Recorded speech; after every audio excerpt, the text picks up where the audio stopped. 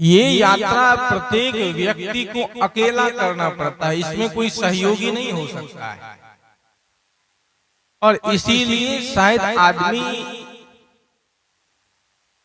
मैं अक्सर कहता हूं कि अध्यात्म है अकेले रह करके खुश होने की प्रक्रिया,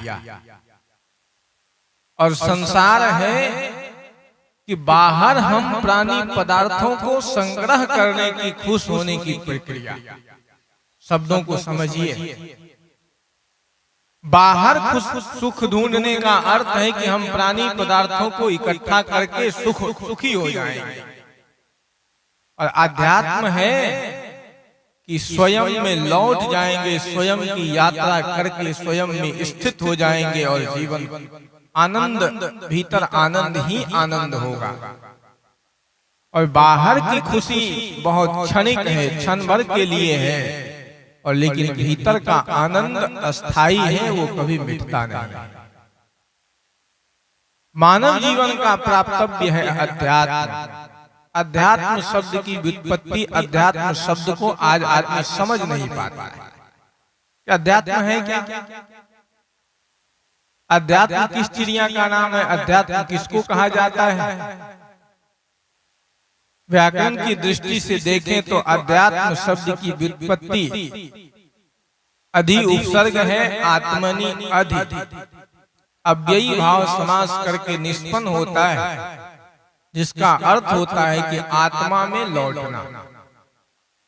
आत्मनि अधि मतलब स्वयं में लौट जाना, यही तो अध्यात्म है। बाहर के प्रपंचों को, बाहर के विषय वासनाओं से अपने आप को समेट कर स्वयं में लौट जाना, स्वयं की यात्रा कर लेना, यही तो अध्यात्म है। लेकिन व्यक्ति बाहर से अपने लौटेगा कैसे? इसकी प्रक्रिया क्या है? इसके लिए मार्ग क्या है? इसके लिए रास्ते क्या हैं? बाहर तो विषय का बाजार है, यहाँ वासनाओं का बाजार चल रहा है। वासनाओं में फंस करके आदमी का जीवन समाप्त हो जा रहा है। आदमी स्वयं की तरफ लौटेगा कैसे? महर्षि पतंजलि ने भी योग दर्शन में कहा कि योगस् चित्त वृत्ति निरोधः का योग क्या है?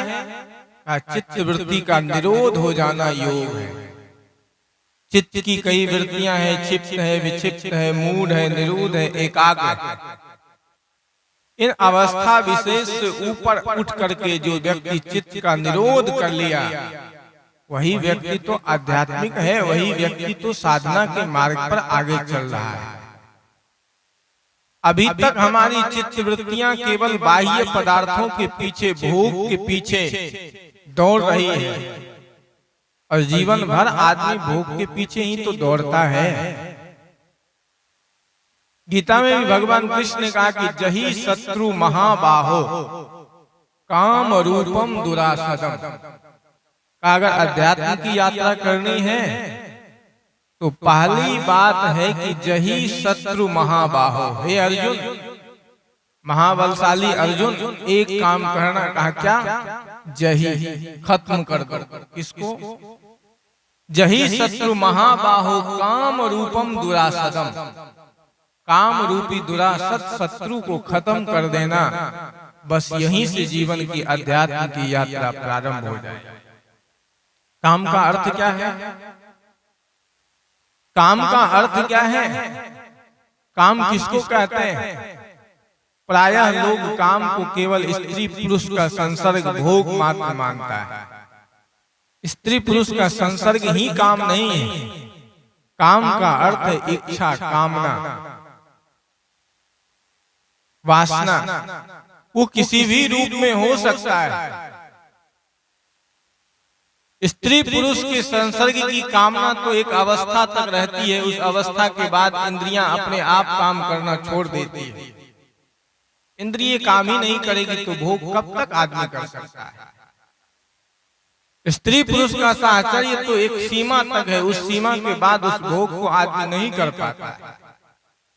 लेकिन भीतर की जो तृष्णा है, आसक्ति है, वो मिटती है क्या?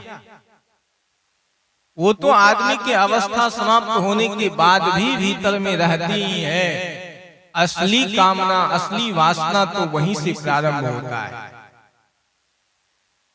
काम के कई एक ही काम है। कभी आदमी के भीतर में लोभ के रूप में आता है, कभी आदमी के भीतर में मोह के रूप में आता है, और कभी आदमी के भीतर में ईर्ष्या के रूप में आता है। यही परिणाम काम के आदमी के जीवन में आता है। काम का परिणाम लोभ। लोभ के रूप में काम का परिणाम कब आता है?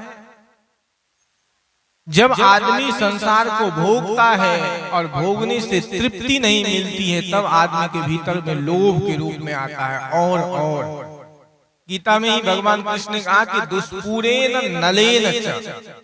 काम की अग्नि कैसी है? कहा कि दुष्पूरेण नलेन च। काम की अग्नि एक ऐसी अग्नि है जैसे कोई व्यक्ति आग में घी डाले तो क्या होगा? अग्नि और तेज होगी कि कम हो जाएगा? और तीव्र हो जाती है। जैसे आग और तीव्र हो जाती है, कम नहीं होती है, उसी प्रकार कामना भोग से कभी भी भोग को भोगने से उसकी तृप्ति नहीं होती है। आज तक कोई भी व्यक्ति, एक भी व्यक्ति को ले आइए जो व्यक्ति कहे कि नहीं भोग से हमारी तृप्ति हो गई, अब नहीं, पूर्ण हो गया। कोई भी व्यक्ति उस मार्ग पर जो एक व्यक्ति चला गया तो वो लौट करके वापस नहीं आता।